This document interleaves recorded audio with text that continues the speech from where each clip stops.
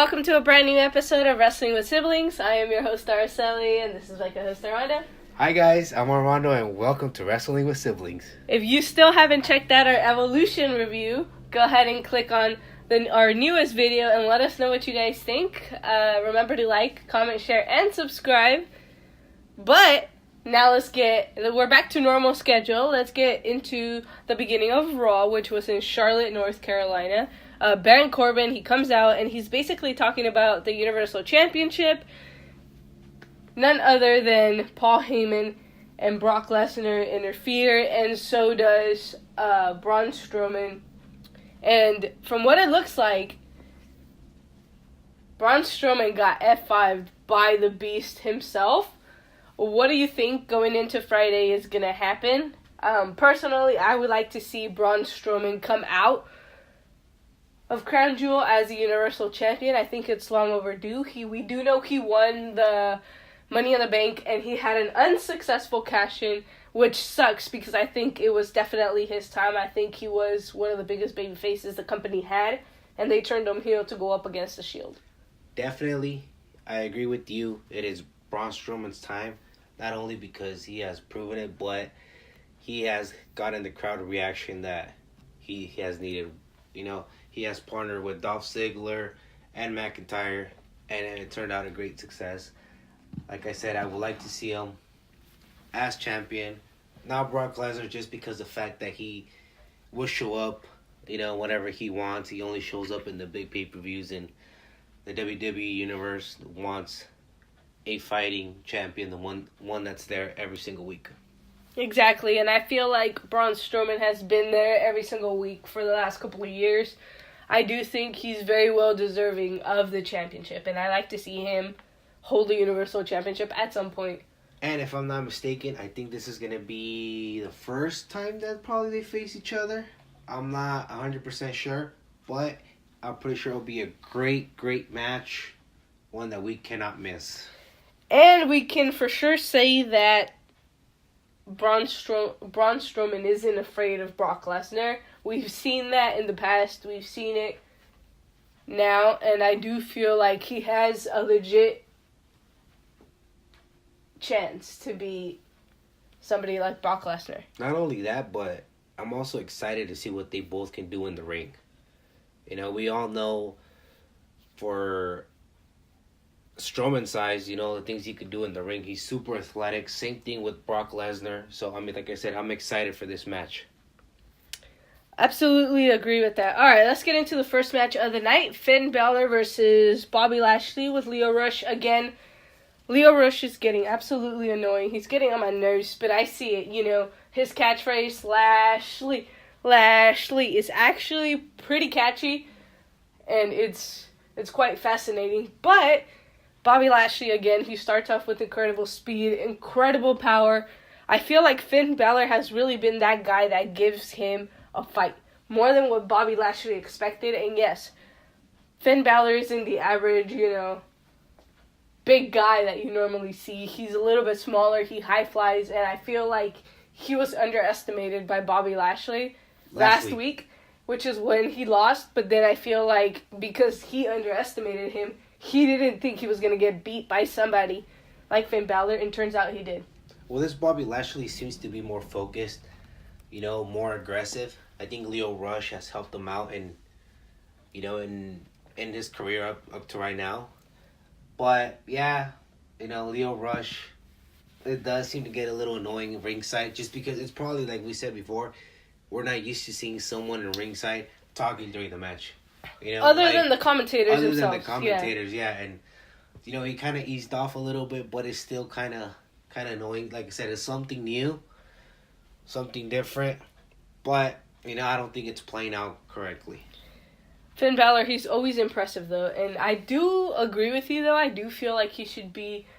Nothing against him, though, but he doesn't normally have a proper storyline. He's just always floating around, and I do feel like if he were to be down in 205... he would be doing more things, bigger things. He would be running basically an entire division down there. Not only that, but I feel that his wrestling style would fit more in 205. And he'll be the face that 205 needs in order for 205 to be more successful. I don't know. It's just my opinion on that. But, once Finn Balor gets into his wrestling rhythm, once he catches speed, it's very hard to stop him, and Bobby Lashley did a great job on stopping him. Exactly. Bobby Lashley, as we know, he's a powerhouse, and he completely destroyed Finn Balor, let's be completely honest. And I do feel like Lio Rush plays a huge role in his career as of right now. Yeah, just because he's giving him that confidence that Bobby Lashley needed in order to be successful, and it's showing week by week, Let's get into Trish, Lita, Natty, Sasha, and Bayley. I know that's huge. That's a huge, I guess, name for this, the next match. But then we had them go up against the Riot Squad, Mickey and Alicia Fox, with Alexa Bliss at ringside. Let's get into Trish and Lita. I want to get into them first because Armando and I have always said we wanted to see the new generation go up against people like Trish and Lita. And we finally got to see that in this match. And I do feel like Lita and Trish still got it. They're still, obviously, they're not going to be the same as they were 10 years ago, right?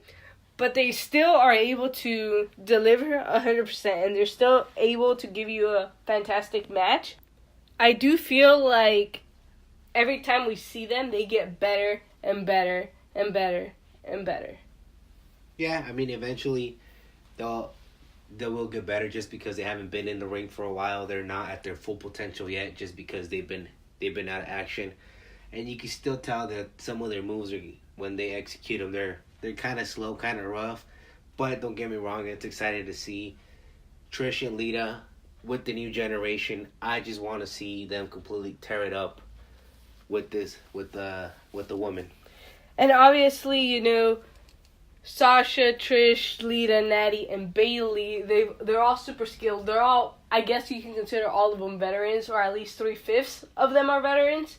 And they did a fantastic job frequently tagging in and working together as a team. Now, the other team also works as well. We know the Riot Squad and Mickey and Fox always work 100% to the best of their abilities, and they always do a fantastic job cutting the ring in half, and this time they used Bayley. We got to see more of Ruby Riott in this match than we did at the Evolution match, which I was glad about. As you guys know, we have to keep an eye out for Ruby Riott because she's one of the ones that's going to be big within the next couple of years. Yeah, definitely. I have to agree with you on that. And then not only that, but they all have the same mentality. All 5 of these women, talking about the Riot Squad, Mickey James and Alicia Fox. They all have the same mentality of not letting the other opponent thrive. Exactly. Cutting the ring in half and just their mentality is to win whatever it takes. And they show that week after week after week. And, don't be surprised if the Riot Squad and Alicia Fox and Mickey James is the Raw Women's Survivor Series team. I could see that happening, but we'll have to wait and see. There's still 3 weeks left, but I can for sure guarantee you that we're going to have Ruby Riott in there. The rest of them, I don't know, because I don't know if they want a face team or if they want a heel team. I don't know, but it looks like they may be having the heel team because if I recall correctly, Smackdown has the majority of the faces like Carmella, Charlotte, Asuka, Naomi. That's already 4. And so that may be the way that they're going, and I would love to see that go up against Team Blue, and it's going to be really hard. Natalya gets better every single time we see her as well. Sarah Logan, major improvement all the time. That is correct. They all just keep getting better and better, especially Sarah and Liv. Exactly. Let's get into Elias. Armando, I'll give you the honors on this one. So Elias, comes out and he says how he wants to hang out with Ric Flair, and now he also wants to perform for Baron Corbin live, which they never let him perform. Hey, but this time he actually got to perform for a decent amount of time, and he says he's gonna go backstage and perform for him because earlier in the night he had gotten beat up by Brock Lesnar.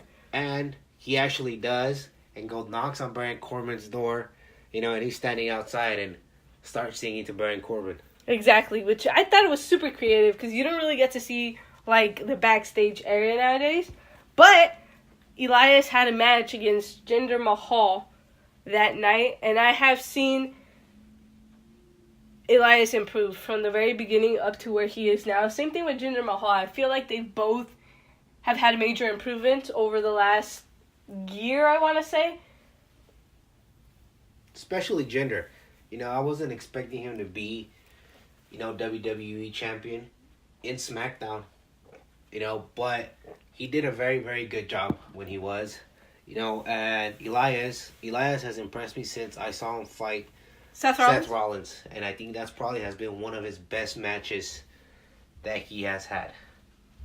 Yeah, I completely agree. I still think Elias should have won the Intercontinental Championship during that match. And I feel like a lot of people underestimate Jinder Mahal just because he was down in 3MB with Drew McIntyre, who again is another top star.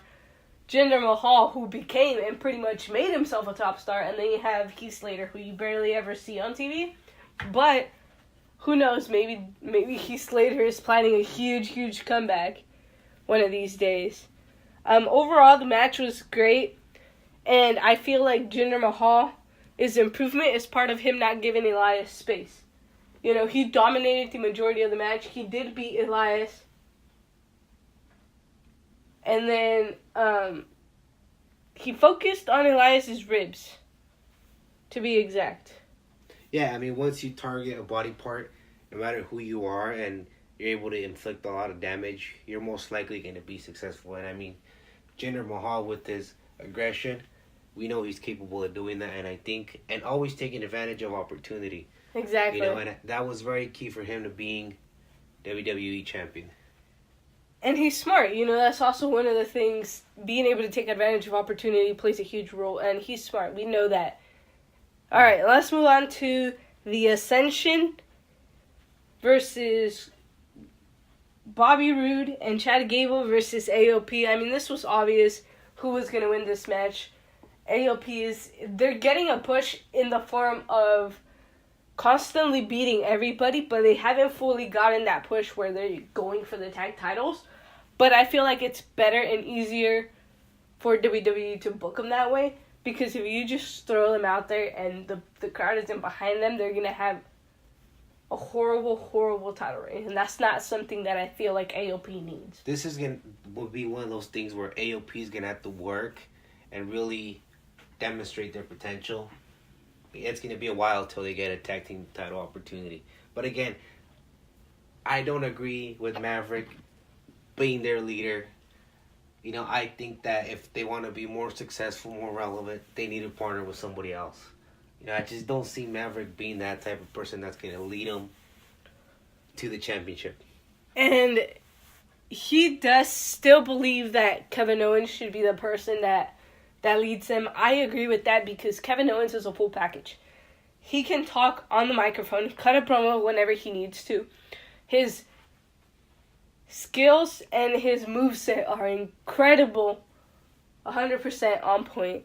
And then you have one of the most important factors. He's smart. He has a brain. He's brilliant. And that right there can really put AOP on the map when it comes to the tag team titles. Yeah. And AOP has made statements to the WWE Raw Tag Team division, but they really haven't picked on that big tag team yet. Exactly. They've had a great match against the Shield, but other than that, they really haven't been, really used to the form of their abilities. And I feel like the same thing happened with the Ascension. They're both incredible. They are super great athletes, but we never ever get to see them, and I get it. It's like one of those things where they have to make time and they can't fit everybody into a show. But you can at least try to change it each week, But the storyline purposes, I see why it is the way that it is. But I am glad that we're getting to see a lot more of the Ascension out on our TV. And I'm also starting to like tag team between Bobby Roode and Chad Gable. It's something new, something fresh. We've seen it for a couple weeks now, and they seem to be getting along. A lot better than what they were in the beginning. Yeah. In the beginning, like I told you guys, they weren't going to last because of the little details of Chad Gable trying to overshadow him and all this stuff. But now I do feel like they're going somewhere. They're going places, at least. And what a great, what a great opportunity for Chad Gabriel to take and learn from Bobby Roode. We know Bobby Roode is extremely talented. He proved it when he was in SmackDown, not only in SmackDown, but in NXT. So he should take advantage of Bobby Roode, and he could learn a lot from him. He's still young, and he's got a long way in his career. And it sucks that Bobby Roode isn't being utilized the way he was in SmackDown, because in SmackDown he was booked so perfectly. And it sucks how they didn't keep him down there, And we do know that SmackDown is the land of opportunity. But we'll see where this goes. Let's get into Seth Rollins. He basically starts talking about Dean Ambrose betraying him on the biggest and most important night of their careers, which was when Roman Reigns announced that he has leukemia and that he was going to be leaving for a certain amount of time. And basically, he calls out Dean Ambrose. He tells him to come out. Dean pretty much does it, I guess, kind of mocking the Shield, which is the way Seth made it come across. He stands on top of the crowd where they usually come down, and Dean does not say a word. What do you think is next for the tag team champions? Because from what it looks like, they're splitting, but it could also be maybe a plan, or we could also have Dean not turn. I mean, they just won the championships, and from what it looks like, I don't know, they might not be defending them soon. Yeah, I mean, they might be. We all know Seth Rollins. He's pretty much the brains of the Shield, so he may have something up his sleeve. Who knows? I was expecting answers from Dean Ambrose, but we didn't get them. So it's just a little mystery that keeps going on. Like we said last week, we knew Dean Ambrose was going to turn. It was just a matter of time, but we didn't expect him to turn on Monday Night Raw, the night after Roman says that he was diagnosed with leukemia. And that he's been fighting it for a couple of years now. So, I mean, and it was brilliant on part of WWE to turn him heel that night. Because nobody expected it, and it was if he would have turned heel any other night, people would have loved him like Becky Lynch. Exactly, and I do feel like I said on last week's podcast, I do feel that the same way that Armando does, but it's also like WWE needs that top heel, because right now, who else do they really boo? Like, yeah, they boo Brock Lesnar, but in reality, there's a big pop when he comes out, because you don't see him for a while, and when he does come out, you're excited. So you start cheering, There's a whole bunch of heels right now that we can name a few, like Miz. Yeah, he gets booed, but you still love the Miz.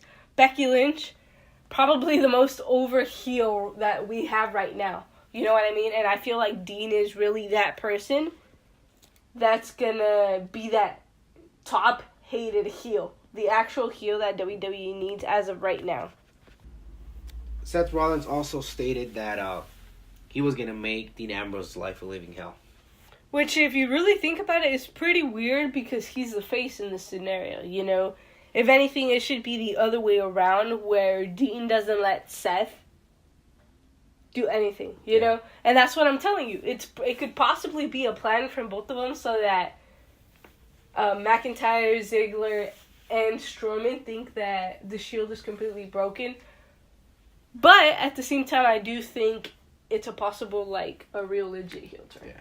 But, I mean, you also got to understand Seth Rollins, he's confused from everything that happened with Roman and Dean turning on him. I mean, I would be mad if, you or somebody else would have turned on me like that, So, you got to understand where he's coming from, why he's trying to make his life, a living hell. No, I completely understand that. Don't worry, I'm not going to turn my back on you. I'm not going to make a sudden heel turn and just leave wrestling with siblings. That's not going to happen.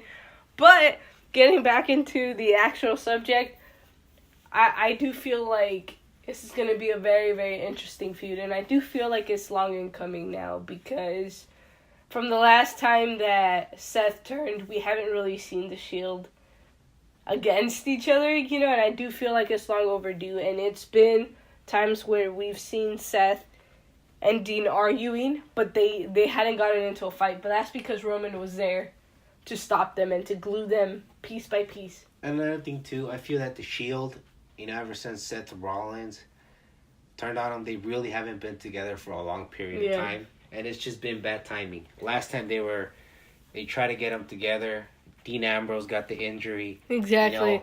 Now that they finally, brought them back together again, we got the unfortunate news of Roman Reigns battling leukemia. So it's just been bad timing. Exactly. As far as like a storyline with the Shield. But I also feel, just to close this out, I think you can give me your opinion on this. I also feel like Dean, ever since Seth turned, I feel like Dean doesn't trust Seth. I feel like he has trouble trusting Seth, and he questions his every move. And I feel like that is part of the reason why Dean might have turned, because he just doesn't trust Seth Rollins.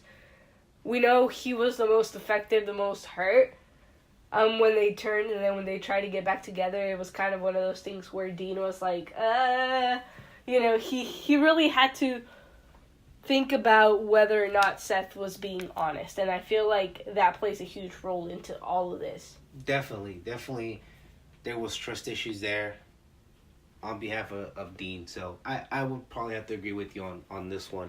And it's funny because we've seen Seth turn, we've seen Dean turn. Will we ever see Roman Reigns turn on the Shield brothers? That's a hard one, though. That's a good question. The way things are playing out, possibly Roman Reigns may possibly turn, but who knows? Exactly. You never really know. I feel like he's the one that holds the Shield together pretty much. He's the glue piece. Yeah. That's what I'm saying. But we'll see. Let's get into another women's match, which was Nia Jax versus Ember Moon. Nia Jax starts off by dominating the match, obviously. And Ember Moon, speed plays a huge role. She's trying to tire down Nia Jax. And what other way to do it than using her speed and her incredible athleticism to do that? Yeah, definitely. Ember Moon with Ruby Riott are probably the two top stars that you have to keep an eye on. Ember Moon proved it in the Evolution pay-per-view. Exactly. By being, one of the top two women. To be the last ones. Yeah. Okay. But then Tamina interrupts, and then they have another epic stare down against Tamina and Nia Jax. I feel like we're going to get a storyline. It could go two ways. They either team together, right? They can become a tag team because we do know they are some way, somehow related. Or we're going to be getting a feud between the two of them. It has to be one of the two. There is no other possible way that would make sense for this particular storyline. I would like to see them as a tag team first before they get into a feud. I feel their egos are going to get the best of each other to see who pretty much is the strongest, pretty much the powerhouse of the women's division. I can see that happening, yeah, but I don't know. It's going to be crazy because, like I said, they're either going to team up and become one of the most dominant tag teams in the women's division, or they're just going to face each other. I like to see them. Now, I'm not saying I don't want to see a feud between them, but I would like to see them as a tag team first, and then, Yeah, and definitely, I think it'll be one of the great feuds if it were to happen. Another thing, too, on Ember Moon, she's just super impressive week after week after week. Exactly. Future champ, she was close to winning the Battle Royal. Exactly. Okay, let's get into our next match, but we haven't really seen them in a while. Kalisto and Lince Dorado versus The Revival. A little lucha reunion that they kind of just had. Go ahead, Armando. Kalisto starts off by dominating, The Revival. Obviously the quickness, they use the quickness to their advantage, and The Revival is obviously trying to play it smart. Last time we heard from the Revival, they were going to be getting a tag team title opportunity, and they unfortunately lost. I think their push is long overdue now. Again, they haven't really done much in Raw, but I also feel like they have focused too much on the Shield and McIntyre and Ziggler that they haven't really used them the proper way that they should. Definitely, I have to agree with you on that. And then here in this tag match, we saw two different styles. You know, we saw the Lucha Libre style, and we saw, you know, some old school tag team, which is what the Revival is pretty much based their career off on. Representing in this occasion. Alright, let's get into, and it was a really super quick match, that's why we're not going to get as much into it, but let's get into Dolph Ziggler versus Apollo Crews. It was a great opportunity for Apollo to prove himself. You know, he's facing somebody like Dolph Ziggler, who we know is extremely talented, who's incredible on the mic, and who's always willing to put other people over. You know what I mean? And I feel like this was one of the opportunities for him to be able to prove himself, since now he is no longer part of Titus Worldwide. He doesn't really have anything to go for him, and I feel like this was one of the opportunities. Yeah, hopefully he keeps on getting more opportunities. I feel he deserves them. You know, and like you said, what a great opponent to show your skills other than Dolph Ziggler. You know? Exactly, and Dolph, as we always say, never disappoints, always has incredible matches and incredible moveset. Armando has said before that he reminds him a lot of Shawn Michaels. Because of his wrestling style, the way he acts, his pants. The way he dresses, maybe, exactly. You know, and how Shawn Michaels was back in his prime, basically. Pretty much. Another thing, too, Apollo just keeps looking great every single time, you know. We know his athleticism, he's showing it to everybody. You know, and in the ring, I just, like I said, hope we get to see more of him. Ever since he left Titus O'Neil, too, he's been doing awesome. Alright, Armando's going to give you guys a little rundown of the DX and the Brothers of Destruction segment at Raw that pretty much closed out the show for us. Yeah, so Kane and Undertaker, you know, show up. You know, they start talking to DX how they're going to take their souls and how they made a mistake of picking a fight with them. Okay, who do you think is winning on Friday?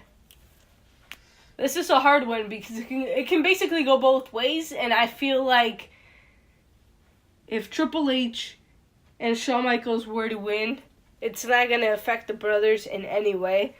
And I feel like if the Brothers of Destruction were to win, it's not going to affect DX in any way. So it can go both ways. It's a both-way scenario. I think DX is going to win. You know, not only that, but because of the return of Shawn Michaels. Exactly. You know, Shawn Michaels, I mean, I'm excited to see Shawn Michaels get back in the ring and see what he could do. You know, I know he still has it, but I'm going to have to go with DX on this one. All right. I guess I can agree with that. I see the reasons why. Yet again, it is The Undertaker, but it's not, like I said, it's not really an important match where he has to win and come out victorious. So I guess I'll go with DX as well. Alright, let's get into Smackdown. AJ Styles opens up the show. He basically just straight up calls out Daniel Bryan, like in less than a minute. He just tells Daniel Bryan, get out here. Daniel Bryan then says he only came back for the championship, that during his entire recovery process, there was only one thing and one thing only on his mind, and that was a WWE championship, and that's the reason why he came back. And AJ Styles, acting a little heelish, he intentionally said that the pellet kick that he did to him last week was actually not an accident, that it was intentional. And he was acting a lot more aggressive. But Commissioner of Smackdown Live, Shane McMahon, comes out and makes this match official. As we do know, Daniel Bryan, it was reported that he didn't want to work the Crown Jewel show, and so that's why we're getting this match. We got this match at SmackDown, and like I said, AJ Styles came out really, really aggressive, and they kind of made it seem like Daniel Bryan injured his knee in some way. Yeah, I thought he had actually injured his knee just because of the way he was acting, the way he was grabbing his knee, you know, and I thought they were going to pretty much, you know, say that he was going to have an injury, but we all know The real reason why he doesn't want to go. And, I mean, it's understandable. Everybody has their own opinion on that. Exactly. And we're not going to get much into it. And then Daniel Bryan, he locks in a lot of submission holds, obviously trying to wear down AJ Styles. He knows that AJ is super quick in the ring and that he can immediately reverse something and turn it into something else. So what does he do? He mainly focused on his arm. Exactly. He tried to cut AJ Styles' arm, which, it's crucial for the calf crusher. And AJ is very, very, very focused. There was no way he was going to let Daniel Bryan beat him for the WWE Championship, which we knew wasn't going to happen, but you can see he was 100% focused and that he knew what his objective was coming out of this match. And once he saw that Daniel Bryan was hurting from the knee, he pretty much targeted the knee the entire match, and I think that was crucial for him to get the victory. He knew that in order for him to beat Daniel Bryan, he had to beat him by a submission move. Exactly. He knew it was going to be hard to pin Daniel Bryan. Exactly, and that's what he did. He did submission holds. That's what they were doing. And AJ was taking full advantage and wasting no time going after Daniel Bryan's injured knee. Yeah, and then the past matches that we've seen between AJ Styles and Daniel Bryan have been great. I mean, two of the top athletes in the business. They always deliver. Overall, it was a great match. I do think it was a great match. And then we got to see Samoa Joe make a return, and he obviously attacks both of them first, right? And then he goes to Paige and he tells him he wants AJ at Crown Jewel. So Paige is like, fine, you got him. So we're going to relive this feud at least for another night. AJ retains, in my opinion. It's going to be very, very interesting because Samoa Joe is now back and he is not going to be happy until he gets his hands on the WWE Championship, and he will do whatever it takes to get it. I personally thought that it was the end of this feud. Apparently not, and I think they threw him in the mix just because we know that Daniel Bryan is not going to go to Saudi Arabia. Exactly. I think that had to do a lot with it. But I mean, if the feud continues, I'll go for it, just because it was a great feud up until this point. But I don't see it going after Crown Jewel. I do feel like this is the end of it. There's no point of keeping it going. The only possible way that it could keep going longer is if Samoa Joe were to win, and then AJ, obviously rematch clause and all that stuff. But no, I don't see it going any further than Crown Jewel. He was basically a backup plan that was brought out because of Daniel Bryan. Let's get into the Tricker Street Fight. The New Day, dressed up as the Bruin, versus Cesaro and Big E. And Big E. But no, it was versus a member from the bar, which was pretty much Cesaro and Big E who started fighting. It was a street fight. Big E looking good, looking incredible. And then, halfway through the match, everybody just completely interferes. But Big E was smacked into a pumpkin. I thought it was hilarious. So was Cesaro. See, this is the type of things you're trying to see, something new, something different, that brings the product to makes it worth watching, I guess. Yes, definitely. And then we all know that a brawl broke out between, the Bar and the New Day. Everybody getting involved. And I mean, that's pretty much all that happened during that match. But something really interesting: Kofi falls off the ringside. I think that was hilarious. I don't know if it was planned or not. Probably not, because it seemed pretty genuine. But come on, I'm telling you guys, Kofi always brings something new to the table. Every single time, he's always there and ready to deliver.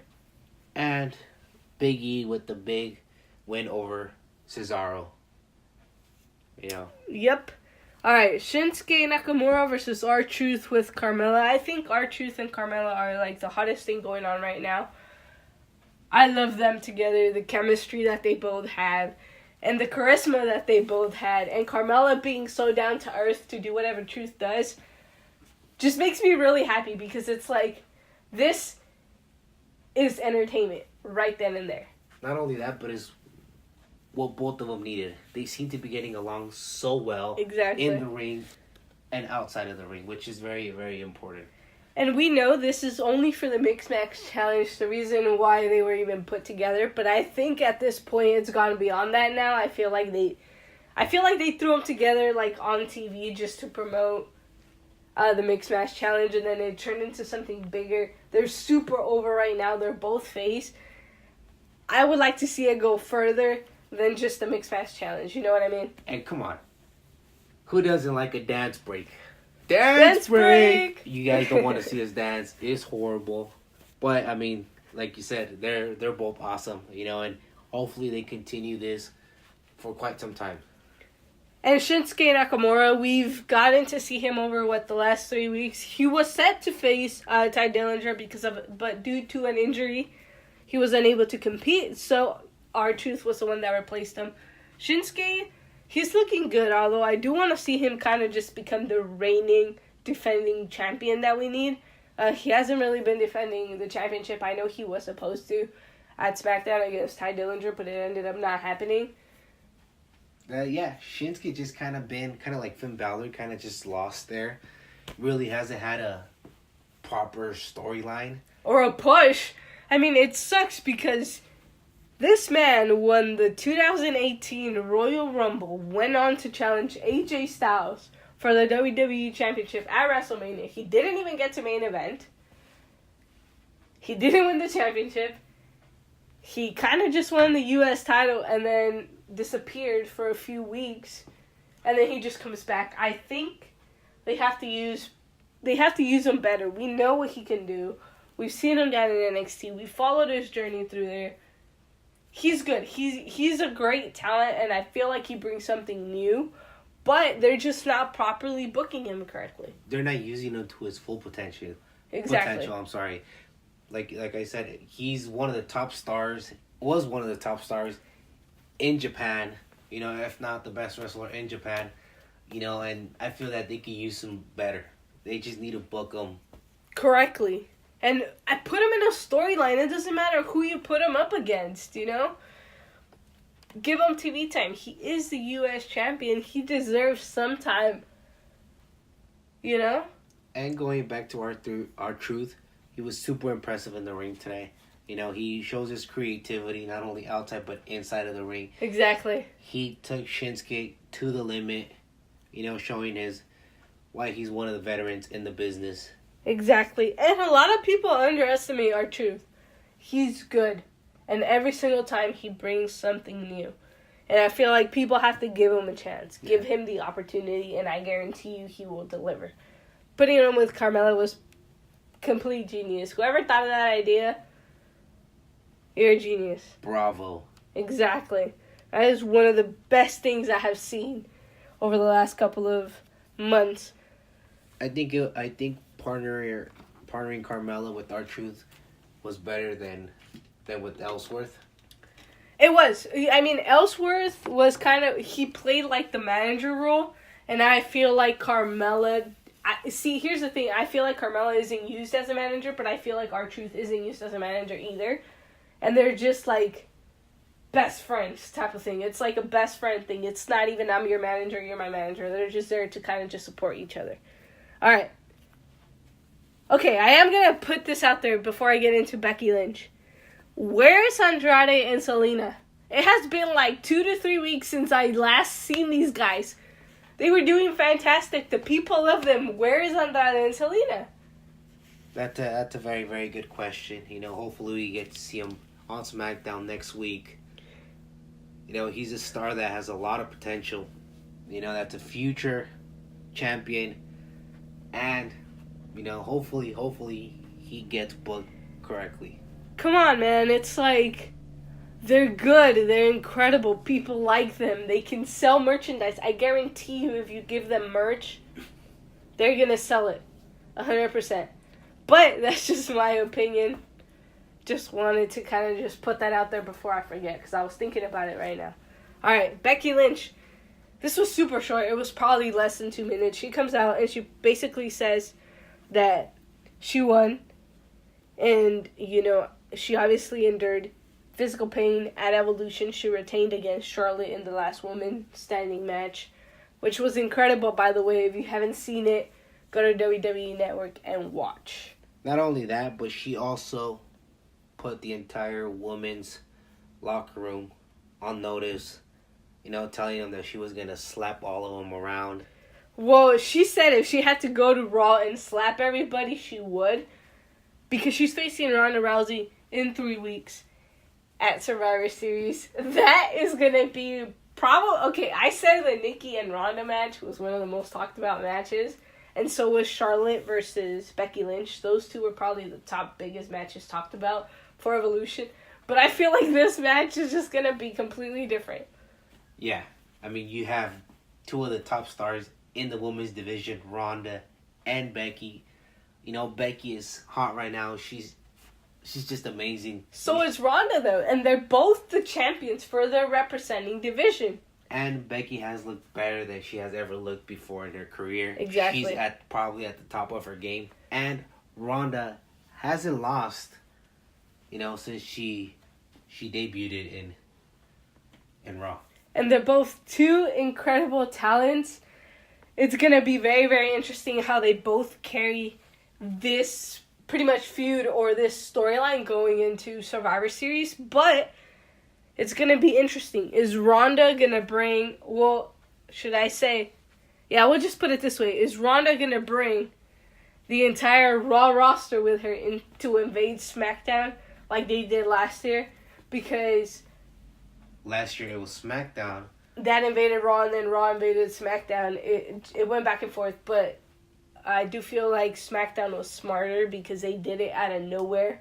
And then Raw, like SmackDown was one way or another expecting Raw to show up at one of their shows. They were pretty much prepared for Exactly. But getting back into it, Ronda Rousey, again, a hot top star right now. Everybody, you mentioned her name, everybody talks about her. Becky Lynch, the exact same thing. Both incredible talents. Ronda's just getting started, but she's good. She's improved, and she's on track. She knows what she wants and where she's going. And if you thought that Charlotte versus Becky was a physical match, I think Ronda and Becky is going to be an even more physical match. Because not only a better way for Ronda to prove herself against Becky, and same thing for Becky. And not only that, but bragging rights, too. Exactly. And we know for a fact that here's the thing, though. Ronda can lose because she won't take the pin, right? But at the same time, it's like you're fighting for supremacy. You're fighting for which brand is better than the other. Now, of course, if you were to ask me, I do think the SmackDown roster is better. The show is better than Raw, right? But in this occasion, it's going to be the woman who really put it out there. And another thing, too, that you forgot, the competition is see who does the armbar better, Ronda or Becky. Ronda without a question, but we have seen Becky Lynch apply that thing super, super smoothly. So it's going to be very interesting if she makes Ronda tap. However, I don't think so. Like I said, a lot of good factors that are going to play in this match that are going to make it very, very good. Exactly. And like he said, if you thought Becky versus Charlotte was fantastic, Ronda versus Becky Lynch is going to be even better, and it's going to be even bigger because look at who you're talking about. Ronda Rousey, the baddest woman on the planet. And Becky Lynch, for now, is the baddest woman in the WWE. Exactly. You can say, in the SmackDown brand. But I say WWE so far from what she's done to Charlotte. Exactly, and it's going to be incredible because we do know Ronda gets some of the biggest pops, and Becky, who's a heel, gets some of the even bigger pops. So, two top stars really going at it is going to be, wow, that's going to be a show stealer right there, and I am looking forward to seeing that match. Like you said right now and all the things, it's just a lot of factors that play into it that are going to make it a great match. Exactly. On paper and for everybody else. Exactly. And that's a match you're going to want to see. That's the match that is going to sell out Survivor Series. It already is. But even then, it's like, I want to see Becky Lynch and Ronda at their full potential, though. At their full potential. And given the time, it's going to be a show stealer match. But enough of Becky Lynch. Let's get into The Miz and Randy Orton versus Jeff Hardy and Rey Mysterio. These 4 men are the ones that are going to be representing the Smackdown brand at Crown Jewel in the World Cup tournament. However, Shane did say that whoever represents the Smackdown brand against the Raw superstar, if they lose, they will no longer have a home. That is very interesting. In Smackdown Live. Very interesting and very, very high stipulation. So it's a must win for SmackDown. Exactly. But here's what I was telling Armando. Raw always wins supremacy over SmackDown at Survivor Series. This time around, I think Raw is definitely going to take home, again, the supremacy at Survivor Series. But I think at Crown Jewel, it's going to go to SmackDown. Unless they want to trade somebody like Randy Orton. Because I don't see The Miz moving over. He's there to win the WWE Championship to then go on to face Daniel Bryan at WrestleMania, right? Jeff Hardy just moved over. I don't really see him going back over there, especially since Matt isn't wrestling right now. There's nothing for him in Raw. And Rey Mysterio, who just came back, there's no possible way he's just going to get moved to Raw. He's better off in SmackDown. You know, that's where he had a lot of career highlights. Randy Orton, it wouldn't affect them to move him over to Raw. I think he would do a fantastic job over there. Obviously, I don't know how his push would go, but given the fact that he's a top star, he'd be fine. And keep in mind that if it's Randy that loses, he's, eventually going to get fired from SmackDown, according to Commissioner Shane McMahon. So we're saying that he's going to go to Raw because I'm sure Stephanie's not going to let a great superstar like Randy Orton slip through her fingers and not sign him to the Raw brand. Exactly. So that doesn't necessarily mean it's a trade, but, if I were Stephanie, and I would totally sign him just to be on my team, and why not even represent Raw for the Survivor Series team. I completely agree. We do know he's always part of the Survivor Series team. The interesting part is who's going to be the captain for their respective teams. That's a very, very good question. All right, guys, that's all I have. Armando, is there anything else you'd like to add? Not necessarily. All right, so join us next week on a brand new episode of Wrestling with Siblings.